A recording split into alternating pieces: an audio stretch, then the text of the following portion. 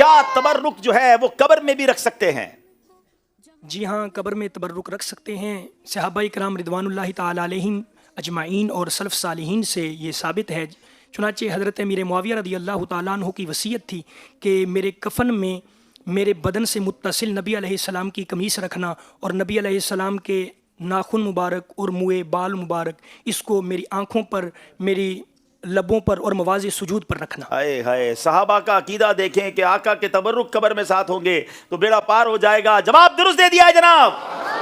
اچھا، اس ضمن میں کوئی بخاری شریف کا واقعہ ہو تو وہ بھی بیان کیجئے۔ بخاری شریف کی حدیث میں ہے، حضرت عبداللہ بن سلمہ رضی اللہ تعالیٰ عنہ اپنے سند کے ساتھ حضرت سہل سے روایت کرتے ہیں کہ ایک عورت نے نبی کریم صلی اللہ تعالیٰ علیہ وآلہ وسلم کو ایک خوبصورت چادر لائی حضور کی بارگاہ میں، تو عرض کی یا رسول اللہ، میں آپ کو پہنانے کے لیے پیش کر رہی ہوں۔ تو حضور صلی اللہ علیہ وسلم نے اس چادر کو تہمت کی صورت میں پہن کر بعد تشریف لائے، تو ایک صحابی رسول نے اس چادر کی تحسین کی اور سوال بھی کیا۔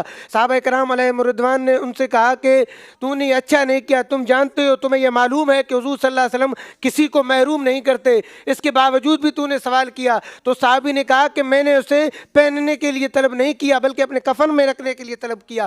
حضرت سہل فرماتے ہیں وہ چادر اس صحابی رسول کی کفن بنی۔ سبحان اللہ، صحابی رسول نے نبی پاک سے وہ چادر طلب کی اور کہا کہ میری نیت یہ ہے کہ یہی چادر میرا کفن بن جائے، اور بعد میں ایسا ہی ہوا کہ ان کا کفن بھی وہ چادر بنی۔ تو کیا بات ہے صحابہ کرام کی، ان کے عشق رسول کی۔ اللہ مجھے اور آپ کو بھی تبرکات کا ادب بھی نصیب فرمائے، تبرکات کی برکت نصیب فرمائے۔ جواب درست دے دیا ہے۔ مگر یہاں ناظرین ایک میں تھوڑی سی، اچھا جو نام تھا جو انہوں نے بیان کیا تھا وہ تھوڑا سا میں راوی کا نام کریکٹ کر دیتا ہوں۔ وہ نام تھا حضرت عبداللہ بن مسلمہ رضی اللہ تعالی عنہ، مسلمہ، حضرت عبداللہ بن مسلمہ رضی اللہ تعالیٰ عنہ نے اپنی سند کے ساتھ حضرت سہل رضی اللہ تعالیٰ عنہ کی حدیث بیان کی تھی۔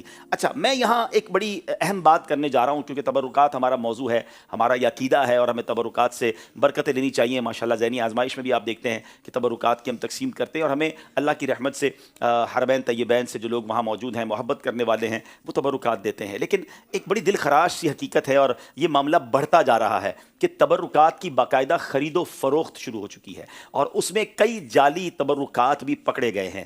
تو آپ خود سوچیں کہ پیارے آقا علیہ الصلوۃ والسلام نے اپنی حیات طیبہ میں کتنے نالین پاک یوز کیے ہوں گے؟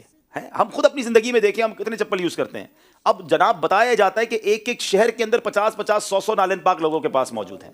اچھا، پھر معاذ اللہ غلاف کعبہ کے بارے میں پتہ چلا، کئی آپ دیکھتے ہوں گے ویڈیوز آتی ہے کہ فیکٹریاں پکڑی گئی ہیں کہ غلاف کعبہ گھر میں بنایا جا رہا ہے، تو معاذ اللہ ان لوگوں کو شرم نہیں آتی جو مسلمانوں کی عقیدتوں سے کھیلتے ہیں۔ مگر یہاں کچھ ہمارا بھی قصور ہے کہ پیسے دے کر، قیمتی بہت ہزاروں لاکھوں روپے دے کر لوگ یہ تبرکات خریدتے ہیں، تو ان کی عقیدتوں کا یہ گویا سودا کیا جا رہا ہے۔ تو برائے کرم یہاں میں ایک عرض کرنا چاہوں گا کہ یہ خرید و فروخت جو ہمارے اسلام میں کر رہے ہیں یا تبرکات خریدتے ہیں، اس کو آپ چھوڑ دیں۔ آپ خریدنا بند کر دیں گے تو یہ ظالم یہ ظلم کرنا چھوڑ دیں گے۔ ہاں، آپ کو کوئی عقیدت کے ساتھ واقعی صحیح جگہ سے تبرک ملتا ہے تو آپ کے نصیب ہے، ماشاءاللہ بہت اچھی بات ہے۔ تبرکات کا ادب بالکل کرنا ہے، اس کی زیارت بھی کرنی ہے، اس پر درود بھی پڑھنا ہے ان کے پاس جا کر۔ اور ایک اور یاد رکھیں بات، اگر کسی کے پاس معاذ اللہ اگر کوئی جعلی تبرک آ بھی گیا ہے، اسے نہیں پتا، اس نے تو عقیدت سے رکھا ہے، اس کی تعظیم کر رہا ہے، تو اس کو انشاءاللہ ثواب ملے گا۔ وہ ظلم اس نے کیا جس نے یہ کیا، لیکن کہتے ہیں نا اگر جینے کی تمنا ہے تو کچھ پہچان پیدا کر، اور یہ کاروبار اب بہت بڑھتا جا رہا ہے۔ تو برائے کرم ان چیزوں سے ہوشیار رہیے، اور الحمدللہ ہمارے پاس جو تبرکات ہوتے ہیں وہ ہمیں پتہ ہے ہم کہاں سے لیتے ہیں۔